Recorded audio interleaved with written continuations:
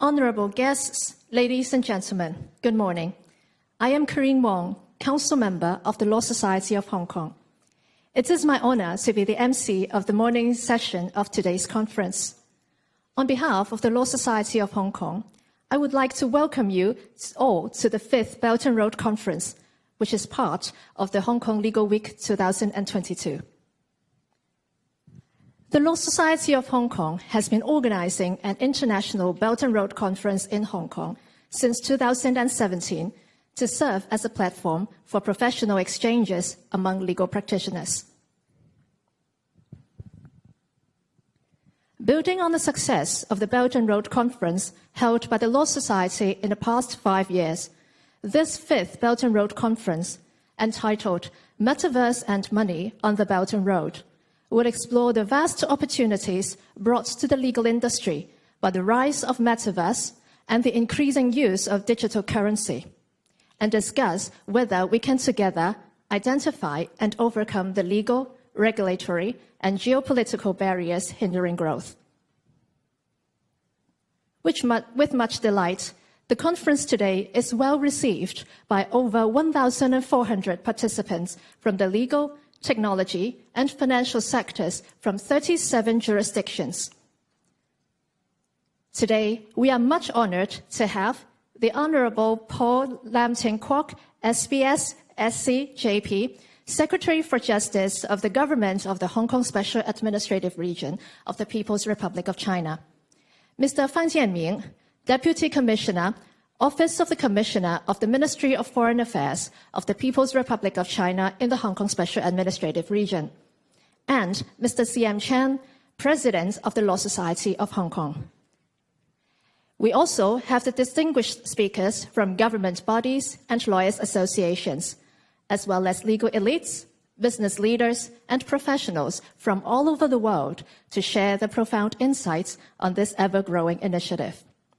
Without further ado, may we now first invite Mr. C.M. Chan, President of the Law Society of Hong Kong, to extend a warm welcome to all the participants. Mr. Chan, please.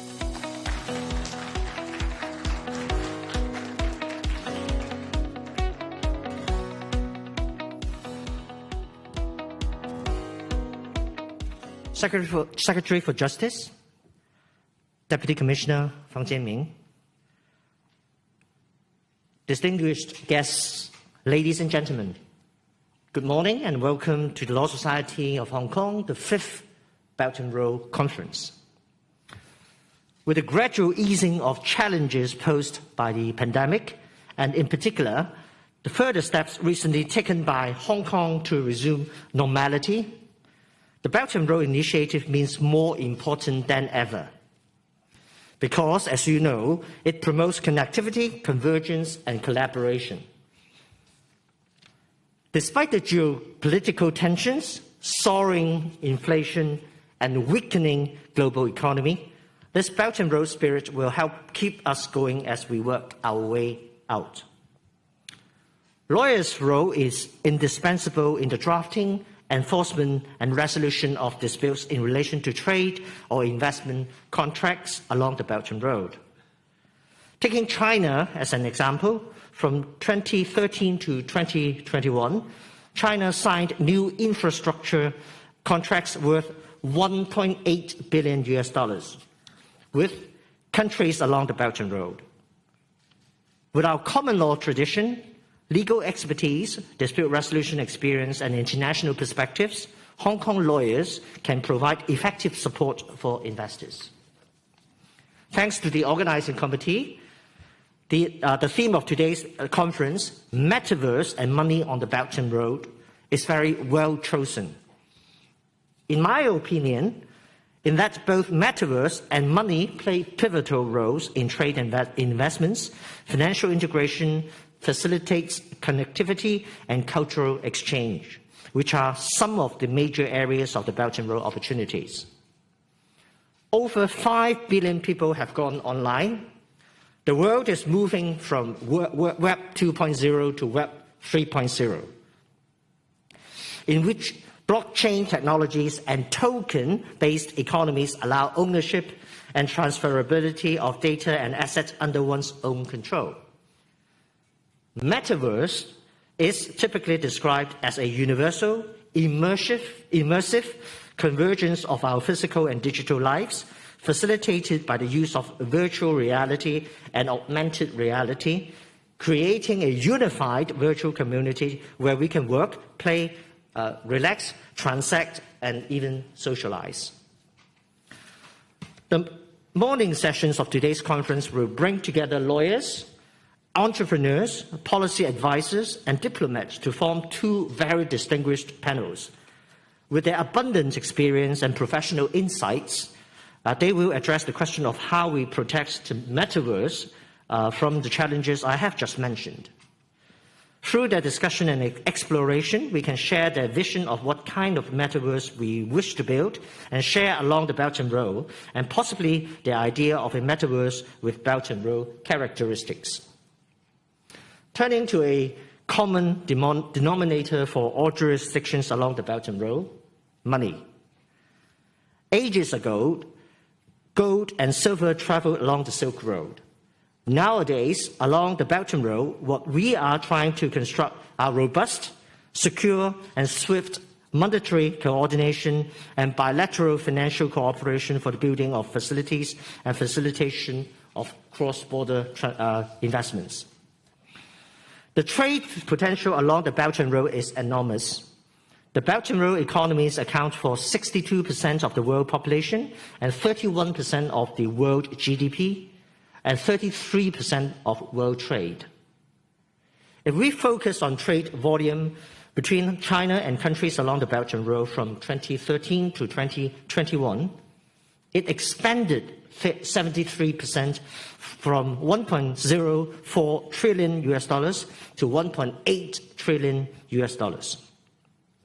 In my view, for all the Belt and Road jurisdictions to overcome the current global economic challenges and enjoy a sustainable and a successful share of the benefits, connectivity is essential. As trade and investment and facilities building are being promoted along the Belt and Road, people have naturally started discussing whether there should be a new global currency to reduce barriers to trade.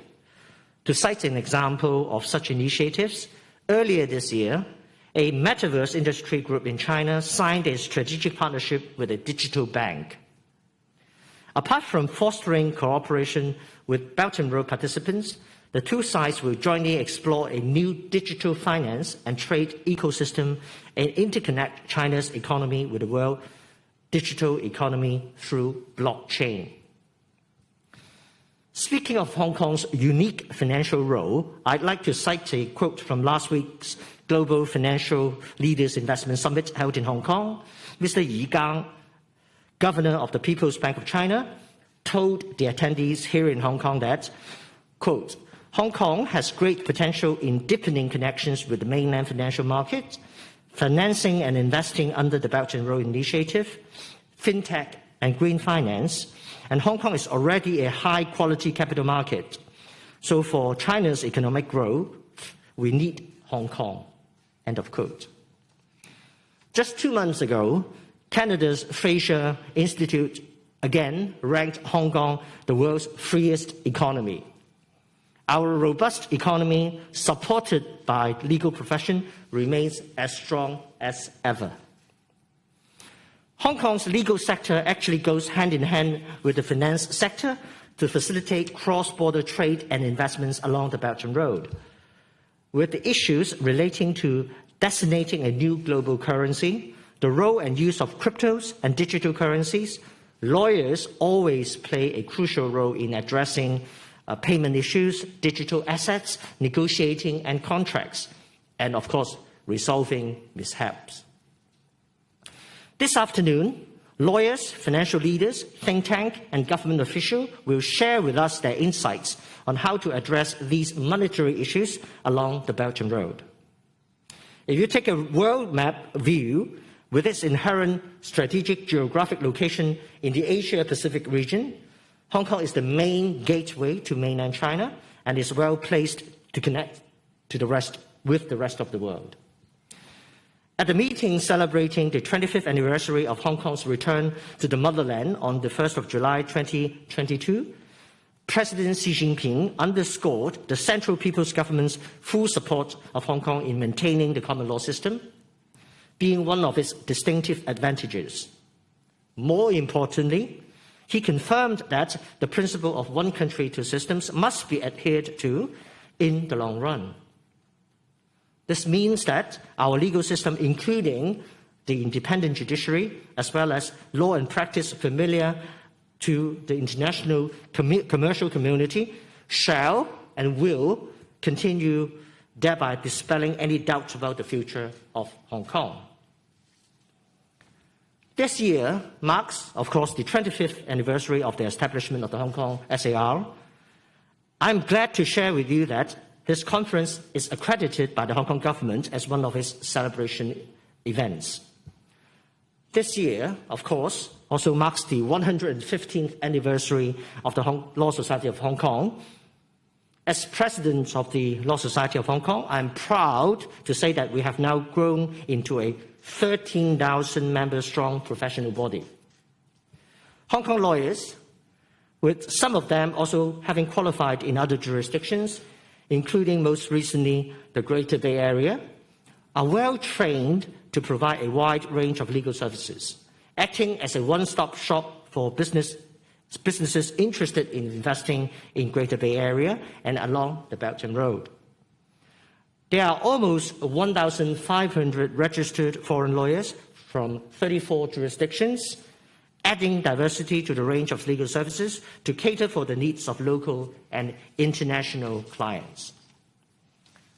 Before I close, on behalf of the Law Society of Hong Kong, I must express my sincere gratitude to the Department of Justice of the Hong Kong government for their assistance in our organization of the conference as part of the Legal Week 2022.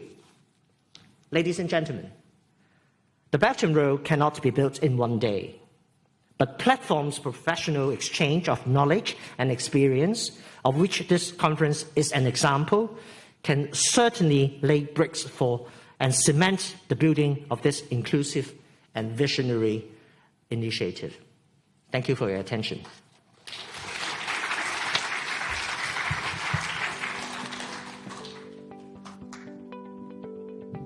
Thank you, Mr. Chen. Please be seated.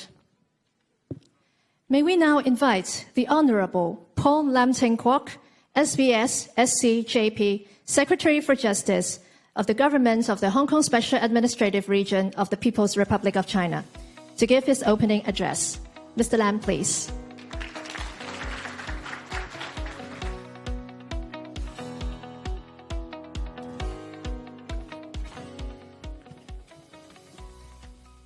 Mr. President CM Chan, Deputy Commissioner Fang, distinguished guests, ladies and gentlemen, it gives me great pleasure to join all of you here today. And firstly, I must thank the Law Society of Hong Kong for the support to the Hong Kong Legal Week and for organizing this Belt and Road Conference. The Belt and Road Initiative, BRI, leads the world to common development, bring immense opportunities and progress to the global community. And since its inception, the BRI has been joined by over 140 countries and 30 international organizations, serving as the largest platform for international cooperation. From 2013 to 2021, the total volume of trade of goods between China and other Belt and Road countries was nearly 11 trillion, while two-way investment exceeds $230 billion. Annual trade volume between China and other countries along the Belt and Road expand 73% from US $1.04 trillion to US $1.8 trillion. And new infrastructure contracts valued at US $1.08 trillion were entered during the same period. Now, innovation is always at the heart of the BRI. Latest technologies like the metaverse, blockchain, and the digital currencies have strong potential for use in the BRI, and China is at the forefront in encouraging the use of technologies in this respect. In his speech in November 2020, President Xi called on the support for a digital Silk Road and to promote digital connectivity, while at the same time he pledged to further deepen cooperation and promotion in this regard. However, the emergence of new technologies are associated with risks. For instance, the use of blockchain technology, crypto, and digital currencies might give rise to risks such as money laundering or even terrorist financing. A robust legal and regulatory framework is therefore imperative for the healthy and sustainable development of these technologies in the Belt and Road context. I believe the panel discussion later this morning will generate further insights to the further discussion, which, as I understand, took place in the Mediation Conference 2022 held earlier in May, where possible legal issues and pitfalls brought by novelties like metaverse, cryptocurrencies, and the role of mediation in resolving related disputes have been actively considered. I look forward to the insightful discussions on the necessary legal reforms and developments in the metaverse and digital space, as well as the impact of cybercrime, defamation, and misinformation. The development of digital economy within the Belt and Road will assist cross-border payment, thereby facilitating trade and investment. Our nation itself has already comprehensively developed a sophisticated cashless economy, with the two leading cashless platforms having a total of about 2.1 billion users. China is also actively implementing blockchain-based digital universal currency via BRI. I therefore look forward to the two dedicated sessions after lunch discussing the feasibility of establishing new global currency and digital assets to facilitate international trade. Taking this opportunity, I would like to share with you Hong Kong's experience, as well as its unique edge in serving as a leading international legal hub for legal deal-making and dispute resolution services. Now, being at the forefront of transiting into a digital economy, the Hong Kong Monetary Authority is engaging in 3 central bank digital currency-related projects: the digital yuan, the MCBDC Bridge project, and the electronic Hong Kong dollar at present. The Hong Kong's latest initiative in digital currencies will further strengthen Hong Kong's leading role as a premier deal-making hub, providing more flexibilities to international investors and traders. The use of legal technology, or law tech in short, provide more efficient and cost-effective to resolve dispute, which in turn further enhance access to justice. Hong Kong's development of law tech has been internationally recognized. In April 2020, Hong Kong opted into the APEC Collaborative Framework for Online Dispute Resolution of Cross-Border Business-to-Business Disputes, which promote the use of online negotiation, mediation, and arbitration by micro, small, and medium enterprises in resolving business-to-business disputes. IBRAM Center, an indigenous online dispute resolution service provider, has launched the APEC Online Dispute Resolution Procedure Rules tailor-made for the framework last year. In May this year, IBRAM was listed as the first and only ODR service provider from Hong Kong under the APEC ODR framework. And on 24th of October this year, quite recently, IBRAM has officially launched its online arbitration and online mediation platform. IBRAM also plans to introduce an online deal-making platform towards the end of this year. Now, all these significant achievements show Hong Kong's devotion to the development of law tech for the betterment of the Asia-Pacific region and beyond. For the local community, the government supports the legal and dispute resolution sector to make use of online platforms to enhance their services and operation. And to this end, the Department of Justice provides funding support under the Anti-Pandemic Fund for eligible local legal and dispute resolution service providers to subscribe to the Hong Kong Legal Cloud, which is also launched by IBRAM. The Legal Cloud is equipped with advanced information security technology to provide safe, secure, and affordable data storage service with cloud service hosted locally in Hong Kong. We also take heed of the increasing risk associated with the use of digital assets, and we strive to update our legal framework to address the ever-changing needs of the community and technological advancements. Recently, amendments to the Anti-Money Laundering and Counter-Terrorist Financing Ordinance were introduced, which specifically address the risks to investors and consumers, as well as risks of money laundering and terrorist financing associated with virtual assets. In this connection, a new licensing and regulatory requirement for virtual asset service provider operation will be put in place. It is expected that the related provisions will come into effect in March 2023. Looking forward, the Department of Justice will keep up with the pace and to promote the use of law tech. The Department of Justice has been committed to supporting and promoting the development of an online dispute resolution service platform, enabling the public to gain access to justice at lower cost and with greater convenience. We will seek to implement and promote a standard online mediation platform for the Greater Bay Area to provide Hong Kong and also mainland residents with an online option for resolving cross-border disputes that is both time and cost effective, and thereby promoting the extensive use of mediation in the GBA.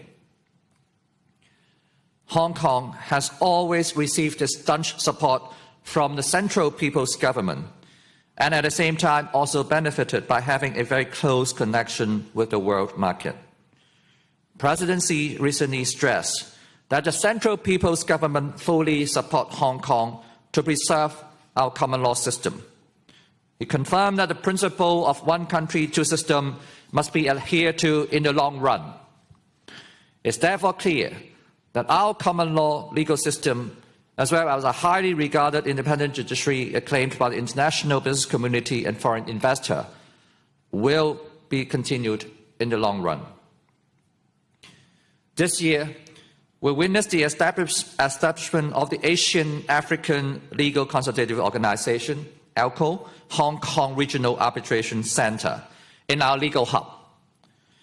The ALCO Hong Kong Center will act as a coordinating agency in the ALCO dispute settlement system, aiming to promote the growth and effective functioning of arbitration institutions and other alternative dispute resolution services, and as well as to promote the wider application of various ADR rules within the Asian Pacific region, and to provide facilities for ADR services, and to provide assistance in the enforcement of arbitral awards. In our legal hub, there are a number of other international legal and dispute resolution organization institutions. For example, the Hague Conference on Private International Law Regional Office of Asia and the Pacific, the Charter Institute of Arbitrators, East Asia Branch, etc. This demonstrates the confidence placed by the international legal and dispute resolution community in Hong Kong. We will continue to attract other international legal and dispute resolution institutions to establish their presence here. More recently, it was announced that the preparatory office will be set up in the Hong Kong SAR to commence work towards the establishment of the International Organization for Mediation, which will be an international intergovernmental organization to provide friendly, flexible, economical, and efficient mediation services for international disputes. This is done pursuant to a joint statement jointly drafted and signed by the People's Republic of China and various foreign states. This again demonstrates the strong confidence of the international community trust the rule of law in Hong Kong, and the staunch support of the Central People's Government for Hong Kong to become a leading center for international legal and dispute resolution services. Hong Kong has a deep and diverse pool of legal and dispute resolution professionals who are mostly multilingual, with many of them legally qualified in multiple jurisdictions. Hong Kong, having continuously ranked among the top 5 preferred seats for arbitration globally since 2015, while it was ranked the 3rd most preferred seat for arbitration worldwide in the 2021 International Arbitration Survey released by the Queen Mary University in London. The arbitration order in Hong Kong is also modelled on the ancestral model law, which is familiar to the international business community. Hong Kong enjoys the unique advantage as the only jurisdiction outside the mainland within our country where parties to arbitral proceedings will be able to apply to mainland courts for interim measures. No doubt the availability and enforceability of interim measures reinforces Hong Kong's attractiveness as a choice of seat of arbitration. Hong Kong is committed to improving its legal and dispute resolution regime continuously to cater for the diversified needs of different dispute resolution users. In response to the growing market demand for flexible funding options for arbitration, the government has been bringing forth supportive measures to facilitate arbitration users. In 2019, we have amended the arbitration ordinance to clarify that third-party funding of arbitration is allowed here. This year, we have introduced outcome-related fee structure for arbitration to provide potential arbitration users with additional funding options through diversified fee structures for arbitration. The officer fee arrangement may be entered between lawyers and clients that can best accommodate their financial and risk management needs. The Officer Amendment Ordinance 222 lays the framework for the officer, particularly by providing that certain arrangement under this agreement and this regime are not prohibited by the common law doctrines of maintenance or chimity. Subsidiary legislation will be enacted to provide a more detailed regulatory framework and safeguard in order to further protect the interests of arbitration users. Indeed, the Legislative Council has been briefed about the draft rules just this Monday. It's hoped that the officer regime will be fully implemented by the end of this year. With the officer regime in place, Hong Kong will be in line with other major arbitral seats worldwide where similar fee arrangements are permissible.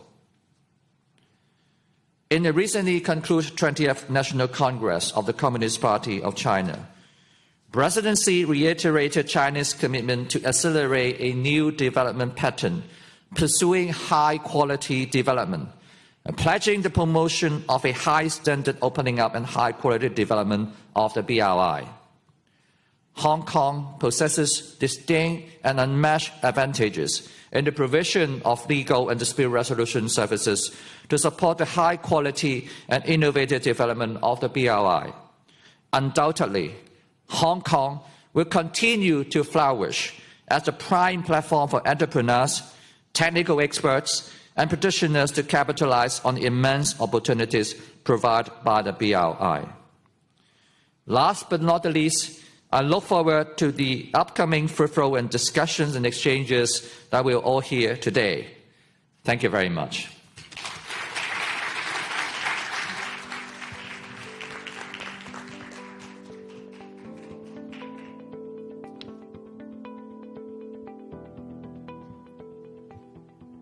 Thank you, Mr. Lam. Please be seated.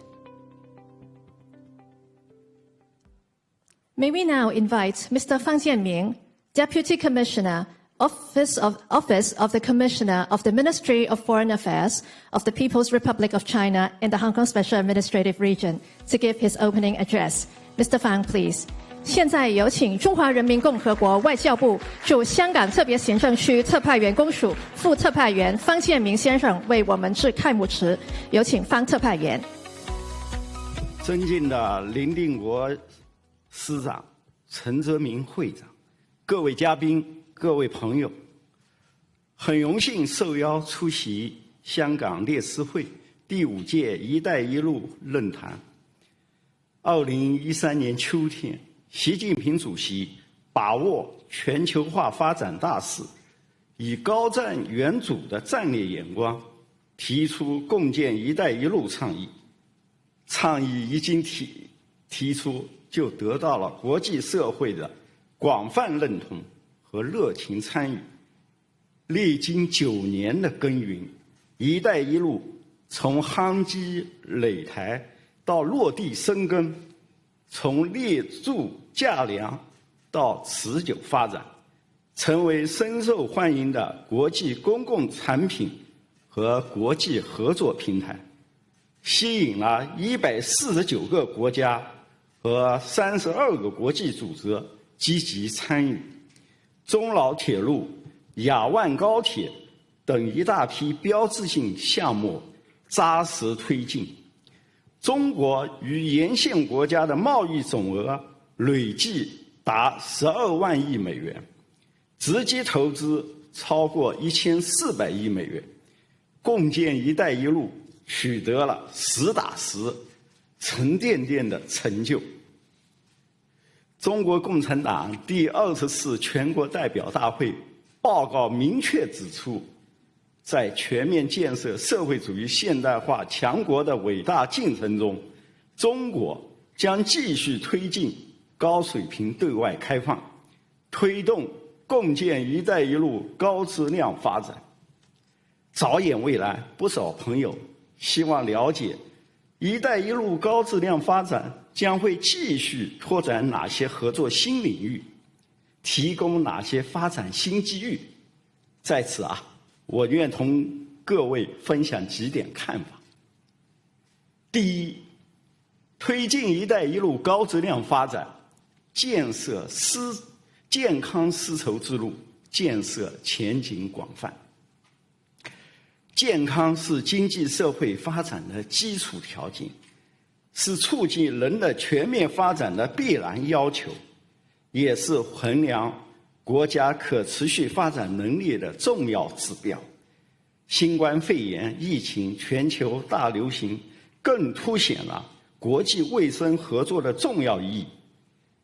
疫情发生以来，中国同31个合作伙伴共同发起“一带一路”疫苗合作伙伴关系倡议，累计向120多个国家和国际组织提供超过22亿剂疫苗，有诺必见，让疫苗真正成为国际公共产品。中国向34个国家派出医疗专家组，向150多个国家和15个国际组织提供抗疫物资，以健康丝绸之路铸就抗疫长城。放眼未来，中方将与各国继续加强在传染病疫情通报、疾病防控、医疗救援、传统医院领域合作，为共建“一带一路”开辟更加广阔的合作空间。第二，推进“一带一路”高质量发展，绿色丝绸之路建设势头强劲。绿色发展是永续发展的必要条件，绿色也是共建“一带一路”的亮丽底色。近年来，绿色丝绸之路建设取得屡屡硕果。中国与合作伙伴发起了“一带一路”绿色发展伙伴关系倡议，加强绿色低碳政策沟通和务实合作协调推进，为绿色丝绸之路建设打造坚实的双支柱。中国承诺不再新建境外煤电项目，率先宣布出资15亿元设立昆明生物多样性基金，为全球生态文明建设做出了重要的贡献。放眼未来，中国欢迎更多国家加入“一带一路”绿色发展伙伴关系倡议，深化绿色基建、绿色能源、绿色投资、绿色金融等领域合作，持续巩固共建“一带一路”绿色发展格局。第三，推进“一带一路”高质量发展，数字丝绸之路建设未来可期。数字技术是推动发展的重要引擎，为沿线国家经济复苏增长注入了充沛的能量、动能。近年来，中国与共建“一带一路”国家共同把握数字化、网络化、智能化发展机遇，在5G、数字经济、大数据、云计算、移动支付和智慧城市等领域开拓合作，数字丝绸之路建设蓬勃推进。目前，中国已同17个国家签署数字丝绸之路合作谅解备忘录，与23个国家建立丝路电商双边合作机制，与周边国家累计建设34条跨境的陆缆和多条国际的海缆。放眼未来，中国将继续加速推进数字科技赋能“一带一路”，与沿线国家深化数字领域合作伙伴关系，推进境外数字基础设施合作，帮助更多发展中国家弥合数字鸿沟，让数字经济红利更好造福各国人民。第四，推进“一带一路”高质量发展，创新丝绸之路建设机遇无限。创新是引领发展的第一动力，科技创新在“一带一路”建设中始终发挥着重要的支撑作用。截止去年底，中国已同84个国家建立科技合作关系，支持联合研究项目1118项，累计投入29.9亿元，在农业、新能源、卫生健康等领域启动建设53家联合实验室。共建“一带一路”已经成为沿线国家创新发展的新平台。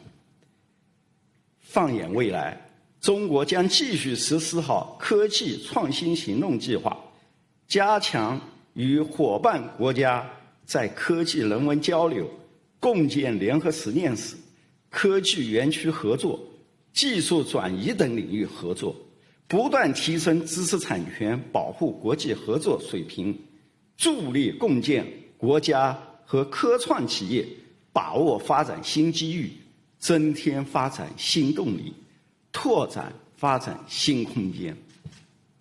女士们、先生们，今年7月，习近平主席在视察香港期间发表了重要的讲话，明确表示中央全力支持香港抓住国家发展带来的历史机遇，主动对接“十四五”规划、粤港澳大湾区建设和“一带一路”高质量发展等国家战略。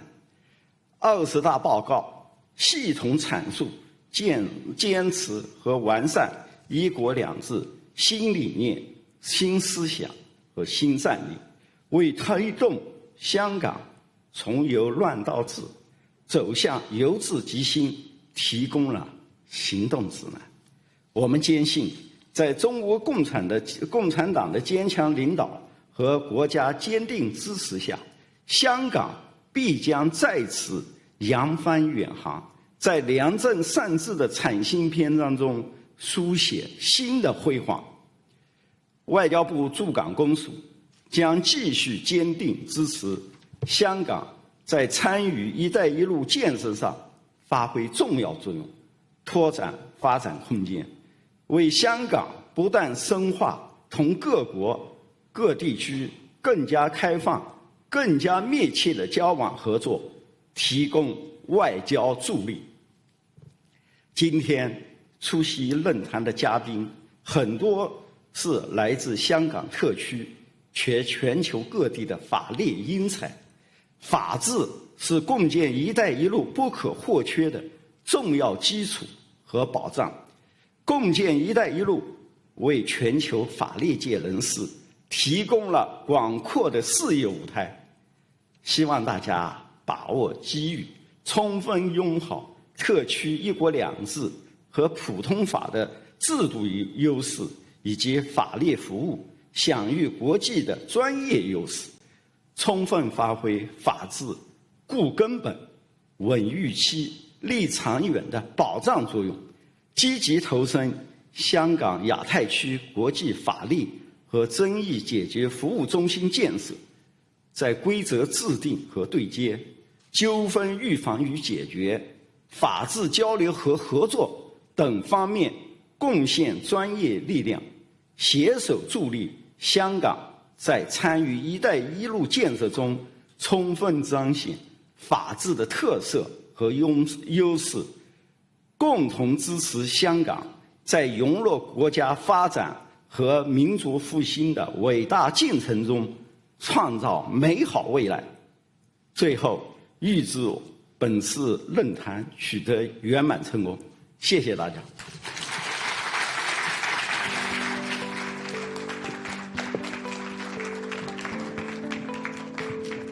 Thank you, Mr. Fang. Please remain on stage. 谢谢方特派员，请留步。May we also invite the two guests of honor, the Honorable Paul Lam, Mr. C.M. Chan, as well as Dr. Thomas So, JP, past President and Chairman of the Belt and Road Committee of the Law Society of Hong Kong, as well as Mr. Fred Kan, Chairman of the Belt and Road Conference Organizing Committee of the Law Society of Hong Kong, to come on stage for a group photo, please.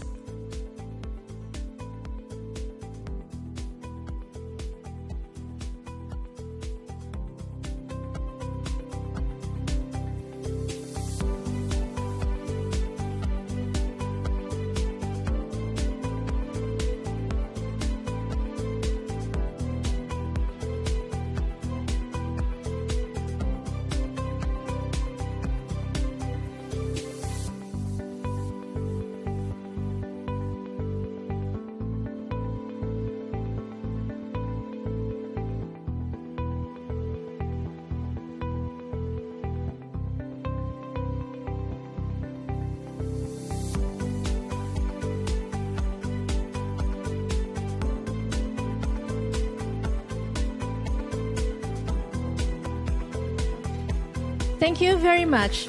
Please be seated. And today, it is our greatest pleasure to receive the support from the guests from various renowned organizations on site, including the government and statutory bodies, consulate generals, chambers of commerce, professional bodies, universities, and so on. To commemorate this moment, we would like to invite you all for a special group photo. So everyone, please remain seated, and the photographer will take a group photo on stage of all of you.